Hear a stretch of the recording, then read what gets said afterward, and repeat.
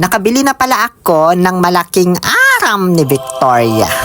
Also known as top box para sa motorsiklo. So ngayon, ikakabit na natin. Pero bago yun ikabit, syempre, kailangan din ng top box bracket. Kaya ayan, bumili din ako syempre, alangan nakawin ko. Ano ako, politiko? Medyo natagalan nga lang yung pag-order ko nitong bracket kasi nagtanong-tanong pa talaga ako kung alin talaga yung magandang klase. So I ended up I ended up buying this top box bracket from Monorack.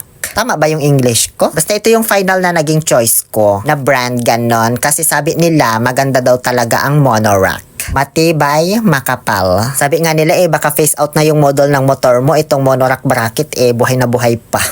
Sa Honda Click pala namin ikakabit yung top box, hindi bottom box. Kaya yung pang Honda Click na model ang binili ko. Alangan bumili ako ng pang Mio, diba? Hindi nagkasya. Medyo pricey pa naman ang bracket na to, pero legit ha, na matibay talaga. Check nyo na lang po yung link sa comment or sa yellow basket kung gusto nyo ring bumili nito. Nung naikabit na namin yung bracket, diniinan ko lang konti para lang ma-check kung matibay nga talaga.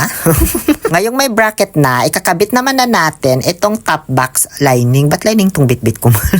Yung base plate muna pala nitong top box. Kasama na ito doon sa top box nung binili ko. Diba ata? Si ata ba to o si Onyx? Di ko na maalala man. Madali lang din ikabit basta kumpleto ka ng tool sa paghigpit ng tornilyo. Nung okay na yung plate, next naman na yung top box na ikakabit natin. Tapos ayan, higpit-higpit ulit ng tornilyo. Okay na yan, ilagay ko na yung lining ha. Para di magasgasan yung loob ng top box natin. May nagawa na pala akong separate video para sa top box na ito. Lahat ng mga features niya at kasamang mga accessories.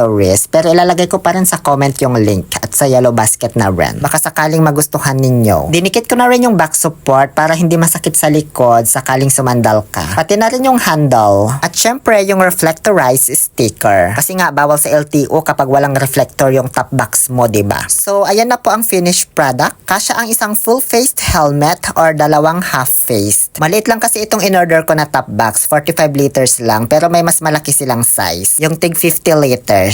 Siyempre, sumakay na rin ako tsaka ko sinandalan para makita ko kung komportable ba talaga. O ayan taray, perfect. Yung bang kahit di ka na humawak, pabidyo-bidyo ka na lang, di ka matatakot na malaglag. At ngayon, heto, may gagawin pa ako. Last na to, papatungan ko lang naman ng isang sakong bigas. Kakayanin kaya nito o mababali na? Sana di niya kayanin para mapahiya man ako. Ay, kinaya naman, B. Medyo kinakabahan nga lang ako, baka bumigay man.